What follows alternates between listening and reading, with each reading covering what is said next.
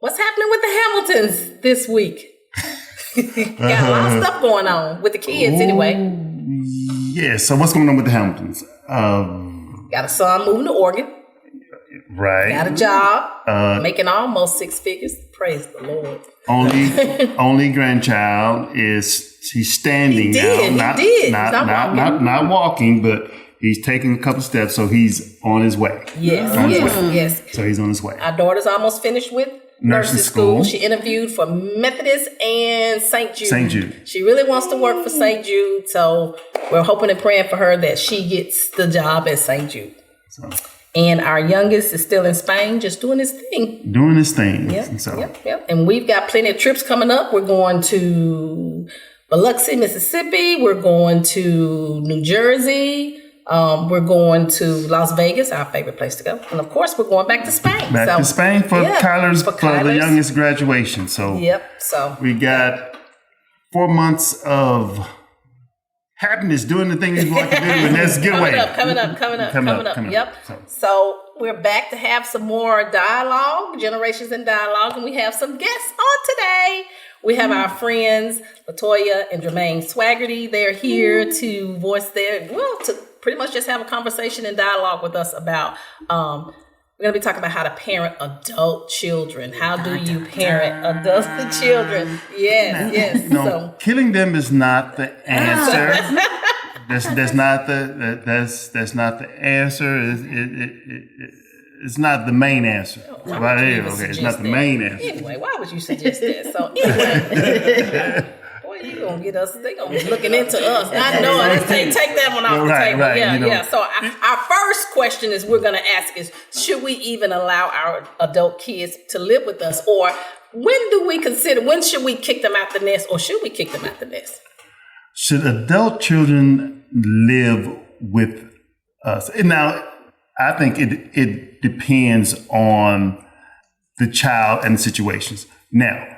And I say that to say this. Say that you have an adult child and they're going to school, and they're of course they're responsible kids. They're doing the things that you taught them to do. They're going to school. They're trying to take care of business, but they need the place to stay to cut down on expenses or whatever. And as you would think your job as a parent is to giving them opportunity to give them that leg up that we all need or so all you needed. See it as a leg up. When we were first, coming out of school or whatever. Yeah. So now in that sense, yes. Now. Yeah. So let's ask Latoya. So you guys have your adult son living with you. That's right. Our editor and producer, right. Jacobe. Yes. So he has graduated from college. He is actually our youngest son's best friend. They're more like brothers. So what do you guys? So what decision did you come to allow Jacobe to come back home and? Yeah, so we're still new to the adult parenting game, right? We just got in the game. We new to it, but trying to be true to it. Yeah, so we're talking. Yeah. Oh, okay. Okay. Yeah, but it's interesting what you were saying, Keith. I'm thinking what it made me think about is so in our first house we had some neighbors and they were I think they were Asian and they were Chinese. Okay. So they had the multi-generational family living there. Oh, it was mom, dad, grandparents, babies, children, they had some kids and then they had some babies. And so, living next to them for years, watching the grandparents help raise the kids, seeing the parents go back and forth. And from my understanding, they continued to live together until they pooled enough money to then, move out. Okay, now we got 2 houses and now and so I can honestly say that impacted me greatly, seeing that. Absolutely. And made me see the benefit of allowing your kids to live and contribute. Now, let's be clear. Let's be clear. There's got to be some contribution. It can't just be, you're just living with me and I'm not doing any, you're not doing anything to help build the household. But I actually think that it is a good thing to let your adult children, especially if there's a need, Absolutely. Yeah. Okay. So I'm and you saw it the same way, Jermaine? It was. So I see it both ways. Okay. Right. I see the benefit of the child living there, and we moved from that house, and we saw them, not just people move out, but they all left, and they rented that house out, but they never sold it. And then eventually they kicked out their tenants, and the child that grew up, because we lived in our house 18 years. That child moved back to the house. And I remember talking to him. He was like, this is more house than me and my new wife need, but they still owned it. It was their house. So that house was gifted to their child that they had paid for 18, 19, 20 years ago. Oh, wow. So that is a blessing that they had this child that was responsible enough to get married and now start his own family, and they don't have a house note. Yes. So there's a benefit to that. I think, and we moved into our house to make sure that we had enough space that we had because we had children, small children, so that we had adult children and we wouldn't be all on top of each other when they moved. Right. Yes. So because they do come back. Yeah. But I'm with Latoya as far as, because when my daughter, who just recently got married last June, when she graduated from college and came back, they still had to have responsibility, because I used to always say they don't let me live here for free. So, you can't either. Even my son that came with Keith when he came back from the Navy. So there was a certain amount of responsibility that they had when you bring the adult kids back home. I think that's very important. But that's the question I have, because we understand the struggle that we had. Right. And it developed some stuff in us. So we're eliminating that struggle, but are we eliminating the stuff that was developed in us that we got from the struggle? And how do we make sure that they get that? Yes. That I gotta go out here and make it. Yeah.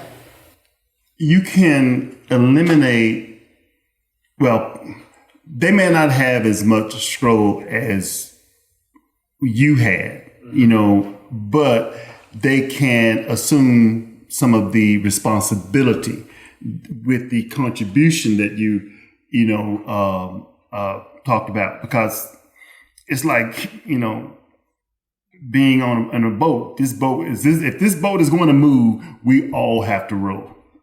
Yes. And I think that's the mindset that you have to put the child into. And now, yes, you're moving back, or yes, you're living here, but let's get free out of our mind.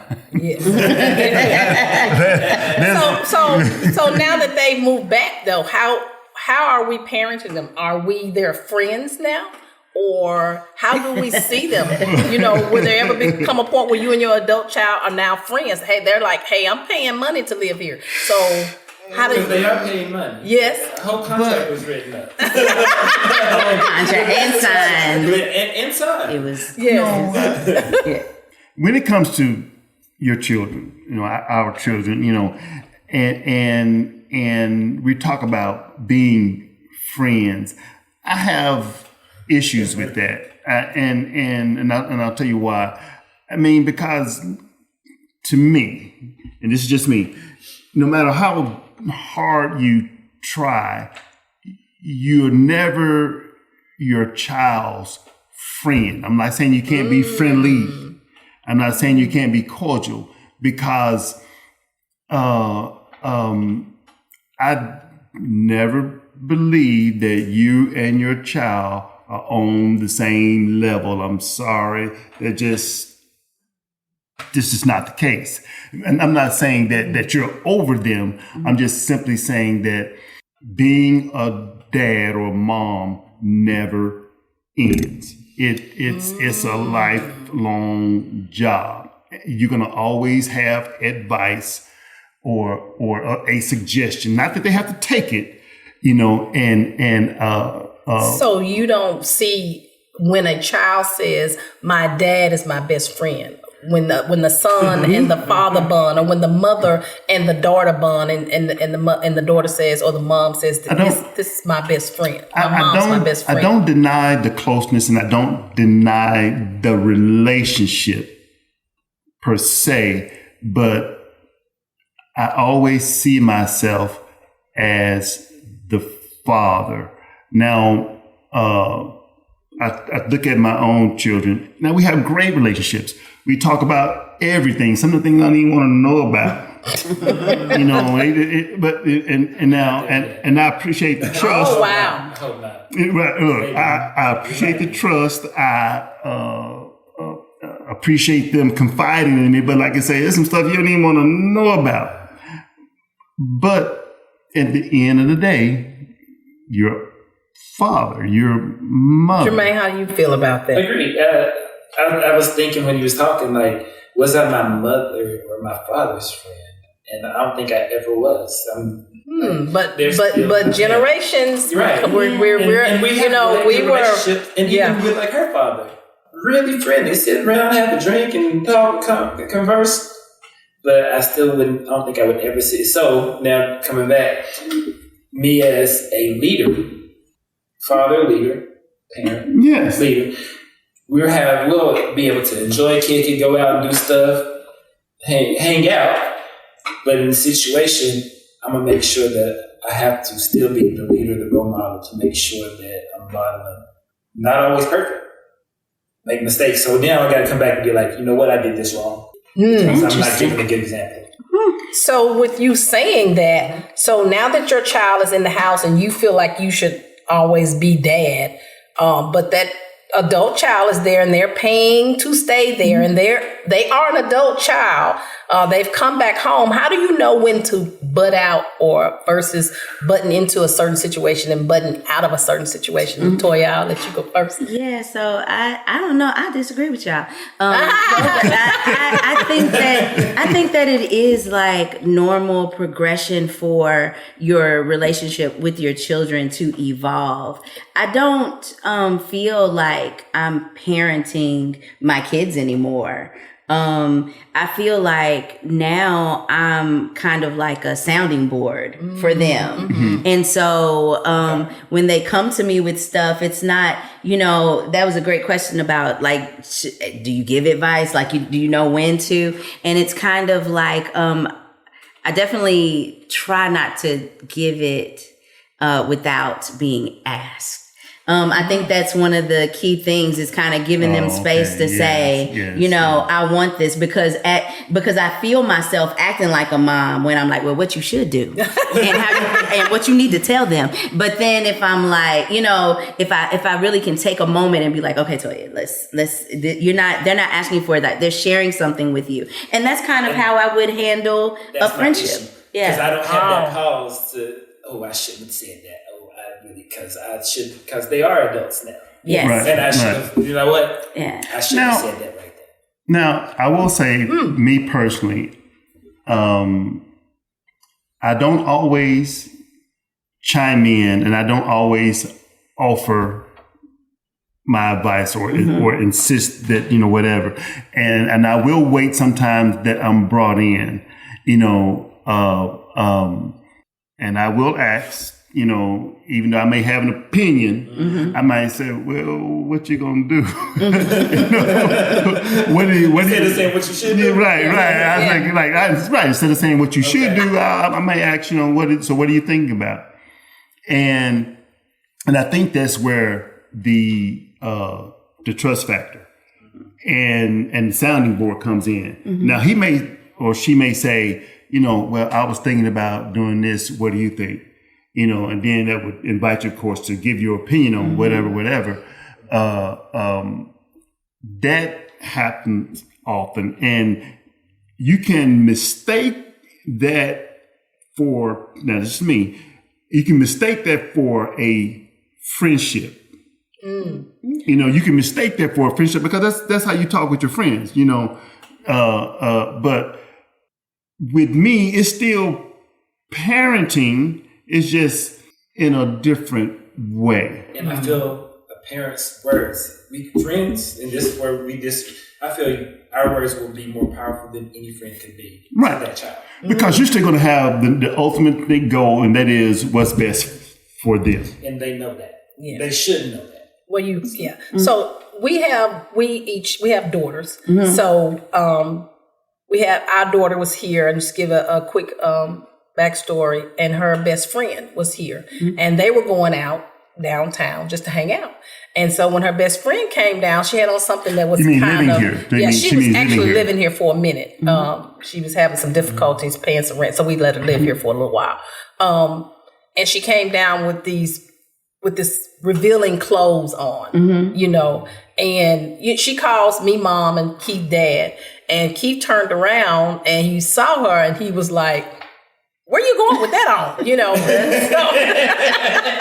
See, I was right. I was just like, I'm about to go into dad mode, right? So now are you butting in? I mean, so are you just insisting? But you didn't insist that she go up and right. And I guess that's the thing. My reaction probably made her understand that I probably don't agree with what you got on.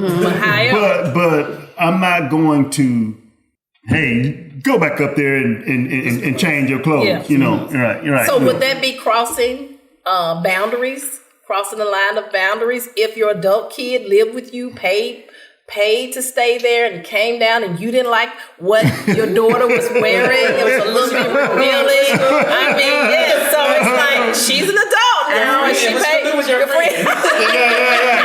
Well, let me tell you something. I'm honest with my friends, and I really feel like, but seriously, I have realized that I can really only get in close relationship with friends that I can be honest with them and they can be honest with me. That's true. And so that's a thing. That's like a real thing for me. So I would be like, what we doing?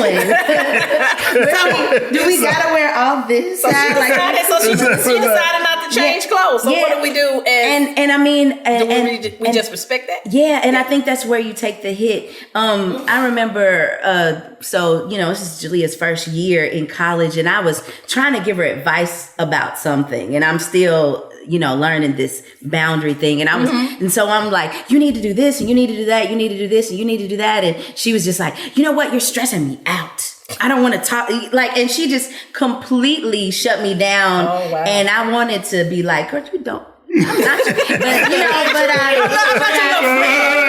was like, oh, wait, she's in college. She's grown. She can make her own decision. So, I think that's kind of the issue, is because we got to deal with the hurt of the rejection of this good advice that I'm giving.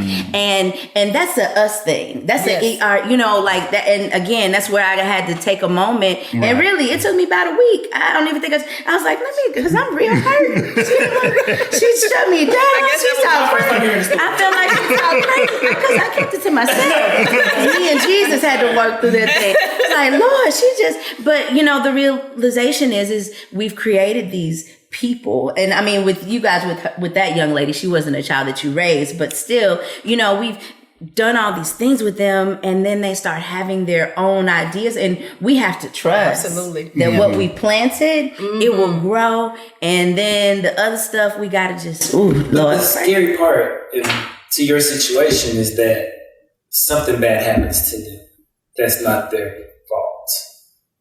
And they're in a situation. And so that's the other part that we have to also handle, is if they made a mistake, willingly or unwillingly, something bad happens, we also have to deal with that, whether they listen to our advice or not.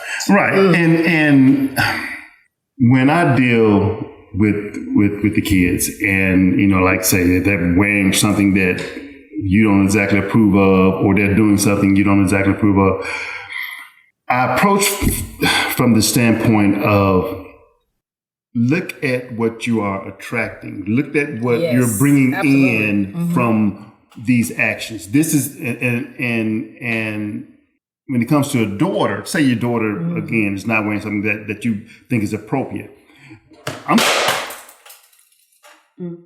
I come in it, in the sense of a male. and I'm coming, and I'm very honest with my kids, especially, my daughter. I'm telling her, this is how men think. Yes. If you come in and you're wearing all of this, that's revealing stuff, and I'm a male, yes, you got my attention. You got my attention, but it may not be the attention that you want in the way that you're going to get it. Yeah. Because now my expectations are wrong. If I'm that male looking in, my expectations are wrong. Let's face it. No, they're wrong. I got different agenda. I got my agenda is different. Now usually when your child understand or see what you're talking about, then they're more apt to change. Like say, yeah, I want attention, but that may not be kind of attention. The level that I'm looking for. So do you explain more now that they're adults? Yes. Because we talked a million times. Kids can say, you said this over and over and over, and you're just talking. Now you're just giving advice. Whereas if I'm communicating and if I'm talking with you, I'm really telling you, hey, go change clothes. I've had that situation that happened with Kia when she was in high school. She had on something that I didn't think was appropriate. And she looked at me and said, well, all the girls are wearing this. I'm like, well, you're not wearing it. So you can go and change clothes. I'm not their mother. So I'm not their mother. I'm only concerned about you. So, and she had to change clothes. Now, if she came in and sometimes she will come in and I'll be like, okay, well, I got to remember she's 28. You wear what what you feel is comfortable. So now I'm just giving it, I think it's more from an advice standpoint, like you're saying, and just telling them, hey, what are you trying to attract, and just kind of making them think. And so that brings us to when we're talking about kids dressing or girls dressing or going out doing those things, how do you emotionally deal with your children in that retrospect? What do you mean? Like emotionally, how do you deal with your emotions? Like how do you you don't want your child going out in those clothes. So how do you deal with just not saying, hey, you still living with me, take that off, How do you refrain from just... I haven't got there yet because I'm not good with the patient, and I shouldn't have said that. I shouldn't have said that later, but I'd already said it. So I haven't. And so you can speak because you're better at that than I am. I'm to where I can be like...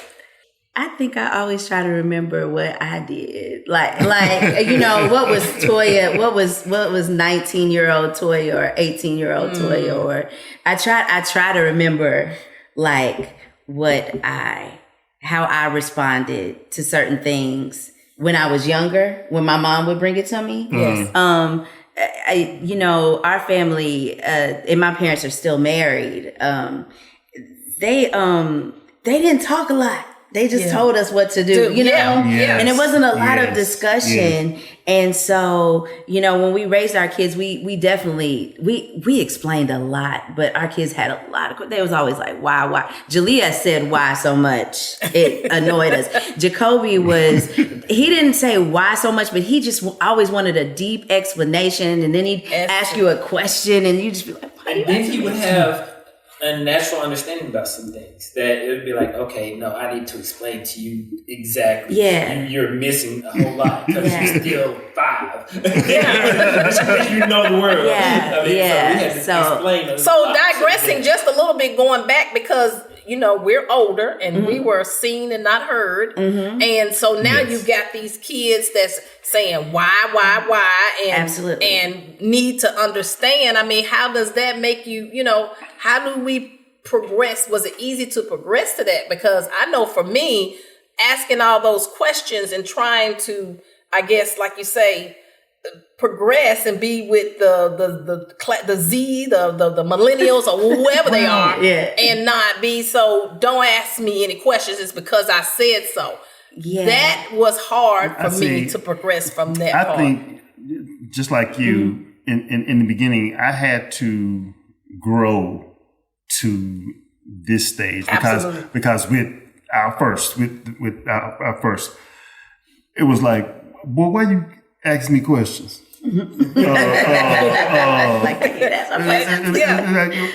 Boy, you need to shut up. Were y'all ever like that? Were you guys ever like that with your first? Like, I don't think so. I don't think so. I think we let him ask questions. Real I talk. had issues with it. He asked me one. Jacobe asked me one time. No, I had issues with me not being able to ask questions. What is okay, he did it. Yeah. But I remember riding in the car and listening to Usher, and Jacobe was like, "Mom, what's a lady in the street but a freak in the bed?" I said, "Sir." Like, I mean, so he felt emboldened to ask any question, and I think we planted that in. What is a lady in the street? I said another song. It's another song, and that's when Toy started listening to gospel way more. Changed what Then he was so lady in the street and a freak in the bed. That's how he said. And I was ready. We gotta listen to something else because he asking too many. But I think But I think we made him. We encouraged the questions. We would say, well, why are you doing that, or what are you, and we were, I guess, when we were being parents, and we were young parents too. I think that was the other thing, because I was 23 and he was 25. Yeah. So we were these young parents, and it was like, we're going to talk to our kids. We're going to, So what made you do that, though? Well, Cosby Show. I'm going to say the Cosby Show. Really? I mean, but for real, I think the Cosby Show. Because we didn't come from that. Yeah. We also had a smart child that we felt could understand some things. And so because they always said he was reading at 3. Yeah. And so but I think the shows, watching Cosby, seeing them that was the first time, that was like a family that I grew up with Rudy. I'm the same age as her. So watching that, seeing that, I think that impacted how we raised our kids. Because I watched good family I saw. So exactly. Because good times, they were a family. You couldn't ask questions. So you couldn't ask questions and neither could I. And this is amazing. So and you didn't like it. I didn't like it either. I didn't like it either. But it's amazing how in the beginning you said, okay, you can ask questions. But in the beginning, I was doing like I was taught. And that was why you asking me these questions. Now, especially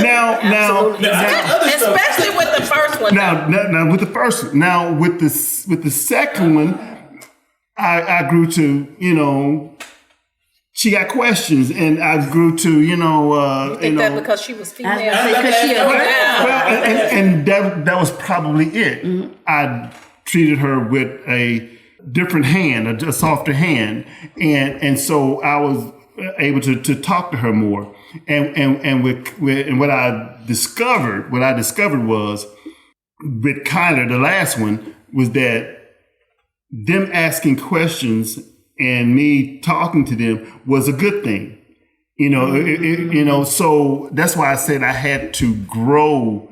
But it was amazing that you guys already wanted to do that, though. My dad talked to me, though. My mom, I'll say this. My mother wouldn't ask as many questions, but my dad, so I have 2 older brothers, heavy-handed with them.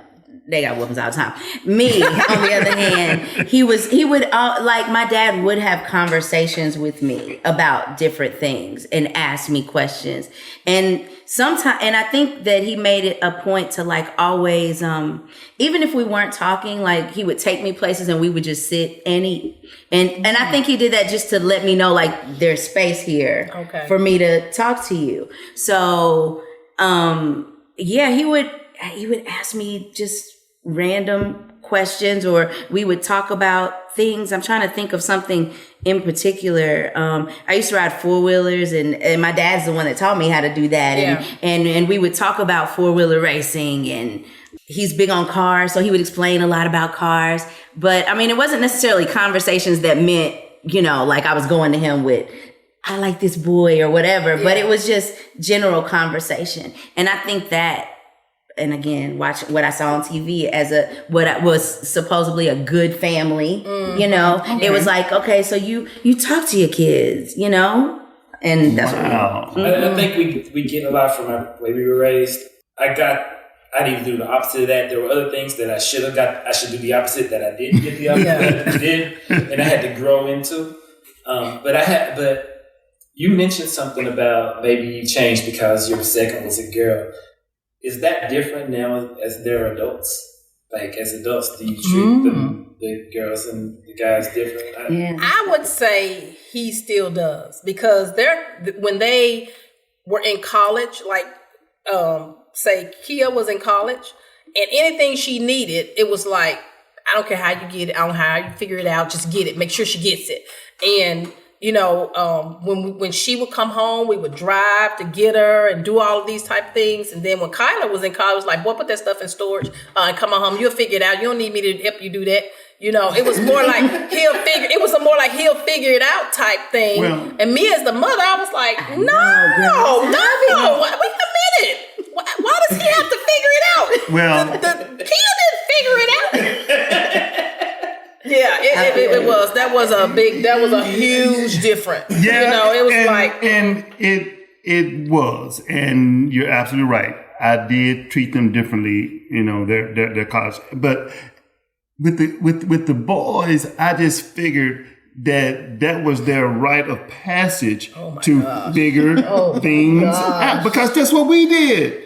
You know, that's I figured. I'm not saying this is right and this is the way it should be. I'm just simply saying. And you'll always wonder why I said thank God that Jacobe was there. That was the most reassuring thing, that he was there, because his dad was like, no, he can figure it out. No, but what happened? But you they figured it out. He had somebody to figure it out with is what gave me comfort. They figured it out.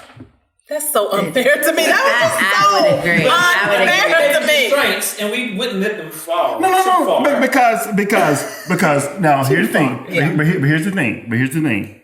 When they needed us to step in, what did we do? We stepped in. When Kyler said, when the youngest said, "Okay, Dad, I need you to do whatever," and he made me part of his solution. What I didn't fuss, fight, or anything. I said, "Okay, this is what we'll do. We'll come down there and we'll do whatever." You always, we didn't have to ask you to step in with the girl though. It was always, hey, Superman to the rescue. I'm on my way. You know, questioning how is Kia getting home? Do we need to go? What are we doing? Well, I was right, because my thing is, look. I'm thinking, look now, if you can't find a man to do what your dad do for you, you don't need him. Dang. That's what she said though. She said, I don't need no money from these dudes. I did say that. I told him for sure. Money from a dude didn't impress her. I'm modeling what her daddy did for her to raise my daughter. Yeah, she's more of a planner. It's funny because Jermaine is even keel. He's evenly hard. He thinks I think he's like a bootstrap. He probably wouldn't admit it, but he's one of those, everybody got to pull themselves up by the bootstrap. What if they ain't got no strap? What if they ain't even got no boots? What are they? I mean, like, but he's like, and I'm just like, well, you got to help him. Let's help him make the boots. Let's get some soles. That's what I mean. And that's probably just a nurturing part on us. I guess. I guess. That we just innate. We just come with that. I think so. I personally believe that men are a little bit more difficult on their boys, because they feel that boys can take it. Boys should be able to take it. They got to learn to take it, and they got to learn to do for themselves and protect themselves. And I think, and maybe I'm wrong. We can ask the boys. I think they appreciate it later. And the reason why I say that is because I have been told that by Keith and Kyler. They understood why I did whatever. They did not like it at first, but they understood why, and they appreciated it. I'm I'm just telling you. I'm just shaking my head because I'm just seeing the difference. It's when they walk in the house, it's like, what's up, dude? And when Kia comes in the house, it's like, hey, baby, you're my baby. You know, I'm just seeing this difference in my head or whatever. Going back to the first question, them coming to live, was there a difference in the girls and the boys? Because we have our youngest, the girl, has not came back after graduating from college. Was it different when they... I don't think so because for me it wasn't any different. I mean, you know, I had my rules about coming in and out of the house. You know, make sure you send me a text if you're not coming back. Send me a text that you're not coming back because I need to make sure. I need to know if somebody's opening my door at 2 or 3 o'clock in the morning. But as far as like, hey. And I just charged them a little something to stay here. Like Kia was responsible for the cable and the water bill because out in Collierville we have a water bill. But Keith just preferred to give cash. I didn't care, whatever. It's just they just both each had responsibilities when they came back, and I kind of, like you said, we talked about earlier, just give them advice whenever they needed it or whatever. But as far they were just here. I mean, they were just living here. Keep in mind when we're talking about your adult child coming back to live with you. We all understand that there are rules. I mean, I've always been taught, and I've always believed that, let's face it, if you go live with anybody, there are rules that you have to abide by because it is not yours. You know, you're going to live with somebody, and there are rules when children come back to live with you. You know, now whatever your rules are, because people are going to have different rules. And for example, some of our rules were no overnight guests. Yeah. Now, again, I mean, well, you know what we mean by. I mean, not like if it's your friend Jacobe, but we're talking about I got you. Right, you know, and now, what you first question for us when our adult child came was overnight guests for a couple days. That was the first question. They were friends. And so you know, people find that hard to believe sometimes that kids of the opposite sex sometimes just have platonic friendships, or that their friends come and they respect the house. But, you know, that's another story for another day. But. So you know, you have to keep in mind whatever your rules are your rules. But when a child comes back to live with you, and they you got to have rules, things that they understand, things that you agree to, things of that nature, whether it be money that they're going to pay, or when they come and leave, things of that nature, and that's part of the deal when they come in. Okay. So just to finish it off, and I know you guys are saying this is something new for you. So what is the biggest lesson you think you're learning in parenting your adult kids? What's the biggest lesson? Holding my initial thoughts and making sure I address them properly as adults. Because you got to realize that they are now adults. They have different level of responsibilities. They have a little wisdom, because one of our things was make sure our kids left Memphis. Yes. If they want to come back, that's fine. That's fine. But yes, you absolutely. need to go so you can, because we saw the benefit of us leaving. Yes. I totally agree. Yes. I totally So agree. now they went. They learned some stuff. They came back. We got to make our progress is not to make them go back to being a child. Yes. But to further being an adult. Yes. Responsible, because a parent's job is to make sure that they raise kids that are benefits to society. Good people. Yeah. Good people. Yeah. Assets to the community that we're Yes. Yeah. Yes. Yeah. I think the biggest lesson for me has been just not, it's trying to get me back. Being when Jacobe left, it wasn't as hard as when Jalea left, because I think when she left, I was like, I'm not a mom anymore. Like, come on, Mom. I'm not a mom, am I? Or what? And so he had no problem. He was like, bye. Like, we about to try. That's what I was. Yeah. And I was like, Peace, dude. Holla at you. yeah. So I think for me, the biggest lesson has really been about myself and just making sure that I remember there are dimensions to Toya and that mom is not the whole piece. So that's the biggest lesson I've learned, honestly.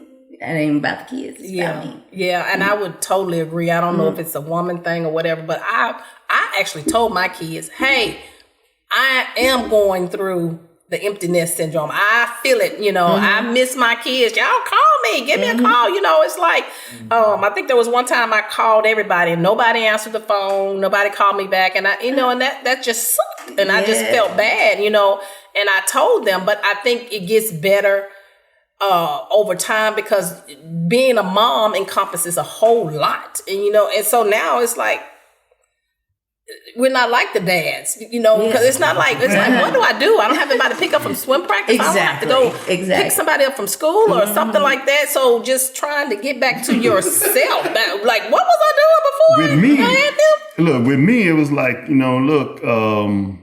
if you think about me, just shoot me a text. Yeah, he always says that. That is so crazy to me. If you want to talk to me, call me. You call me anytime. You call me every day, but it's not required or needed. You just holler at me whenever you think about me. And that was my thing. I said, I'll be all right. and that bothered me too, because I was like, I'll be all right. I'm like, and then he say, hey, have you heard from the kids? I was like, stop living vicariously through me about these kids. Remember, you told them to just shoot you a text. I want them to call me. And that would be fine for him if I just gave him the rundown on their life and what they were doing, and he was fine. That was not good for me. Yeah, no, that was not good for me. No, me neither. No. I come home from work and those two will be talking. I done had to talk to the people all day. Let me go play my video game. That is so different. They are, and it's just like, I want to engage. I love them. But okay, let me go engage. Ever. Yeah. Sometimes I engage. No, with me is I don't require a lot of conversation. So if it's brief and to the point, I'm good. We ain't got to go in no real long and in depth, But now, granted, sometimes conversation is, in depth is required. Now, in situations like that, I'm all for it because, I can be a talker. Yeah. I can be a talker, and trust me, I'm trying to get it all out. Well, with that being said, and you being a talker, we're going to thank Latoya and Jermaine just like that for coming on to the podcast today. It was a real good talk. Thank you so much for coming. We really appreciate it. Yeah. We really appreciate you. Thank you so much.